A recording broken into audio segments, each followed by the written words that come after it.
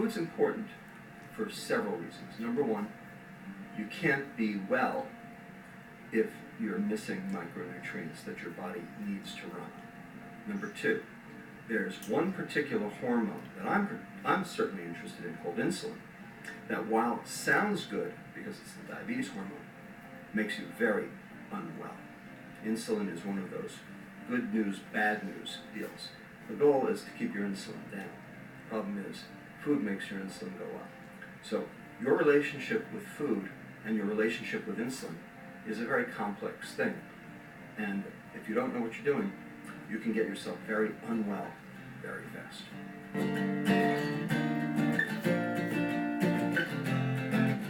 There's the stock answer to that question, and then there's the right answer to that question. The stock answer is we eat more, we exercise less. And of course, that is true. The question is why?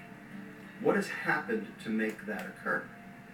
In order to explain that, I'm going to do a little quick vignette with you. Let's take you. You eat 2,000 calories a day. You burn 2,000 calories a day. You feel good. Normal day. Are you going to gain weight, lose weight, or stay the same? You're going to stay the same. Because you burn what you eat, there's nothing to store. Now, let's do a little experiment. Let's put an IV in your arm, tape it down. I'm going to follow behind you. And every time you reach for food, I'm going to take that IV and I'm going to pump you full of extra insulin that you didn't want or need. I'm going to over-insulinize you. Same thing we do with all our type 2 diabetics. So, you wake up in the morning, you start out the day just like before, eating 2,000 calories, except now, because of the excess insulin I'm pumping you full of with each meal, 500 of those 2,000 calories right off the table, straight to fat, like what the IRS does to your paycheck, right off the top. Gone before you had a chance to spend it, in this case, gone before you had a chance to burn it. You are now 500 calories heavier. And it's nothing you did, it's something I did. Now, you ate 2,000, but you lost 500 to your fat. How many are left to burn? 1,500.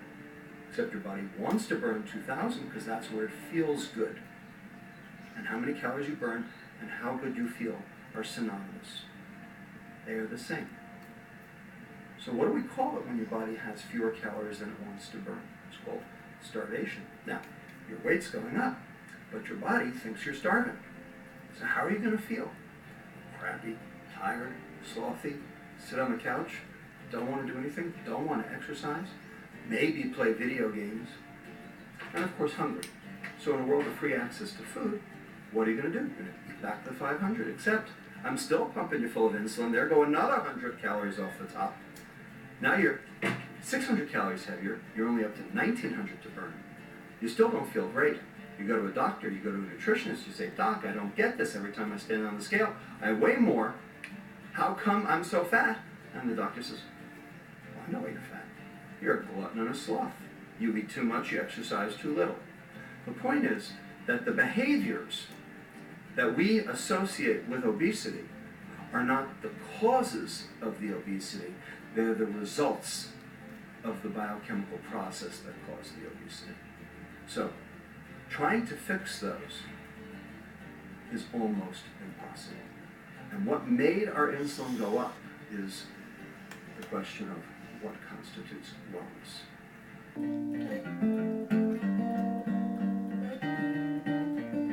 Sugar's the big kahuna in this whole story, because what sugar does, because it goes to the liver, because it does not require insulin for regulation, because it causes insulin resistance at the level of the liver, what it does is it drives insulin levels up all over the body, causing energy to be stored, driving the obesity epidemic, and making you feel lousy and causing you to eat more.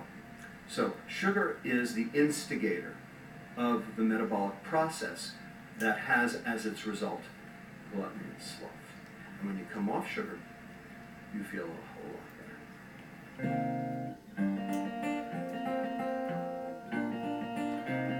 The answer, unfortunately, is extremely complex because there are a lot of stakeholders involved. There is the personal answer, and then there is the societal answer.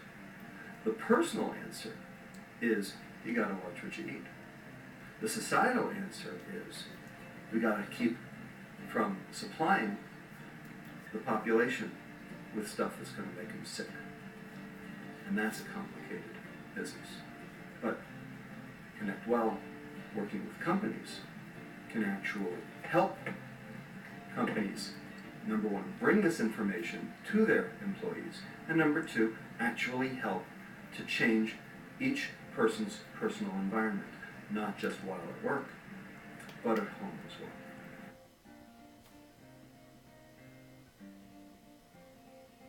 So, the mantra that got us all started in this obesity debacle is a calorie is a calorie. If you eat more calories than you burn, you will gain weight. If you eat less calories than you burn, you will lose weight. Garbage. And the reason is because a calorie is not a calorie. Look, we have good fats and bad fats. We have omega-3s. They're great. They're heart healthy. We have trans fats. They're poison. Our mitochondria can't even digest them. And they line our arteries and cause heart disease. They're both 9 calories per gram. If a calorie is a calorie, it shouldn't matter which one you eat. But it certainly does. And we have everything in between. We have good amino acids and bad amino acids. We have tryptophan, tyrosine, and phenylalanine, which are rare and really good for you. And then we have branched-chain amino acids that are associated with metabolic syndrome. And we have good carbohydrates and bad carbohydrates. We have glucose, which is essential for life, so much so that even if you don't consume it, your body makes it. And then you have fructose, which is the sweet stuff, which your liver doesn't even know what to do with, and causes the insulin resistance I mentioned before, and drives further weight gain, and all the metabolic disease associated with metabolic syndrome.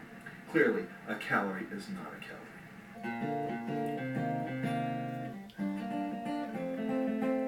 The main thing I would tell them is that when they go to the store, invariably what they're looking at is price. Cheap food is cheap for a reason. Expensive food sometimes shouldn't be, but a lot of times it's because it's unprocessed. Unprocessed food means two things: low sugar, high fiber. And those are the two keys to rational eating in our world. Those are the two things that matter the most. And the easiest way to answer that, how you do that, is 3 words: eat real food. Processed food's the killer in this story. But processed food is cheap, processed food is processed, it's easy, it's lasts for a long time, and there's a reason it lasts for a long time, because then the food industry doesn't have depreciation. It works for them better than it works for you. The other thing I would say is that if you eat properly, it costs more, but you know what? You'll save it in medical expenses later. Like the Fram oil filter commercial. You can pay me now, or you can pay me later.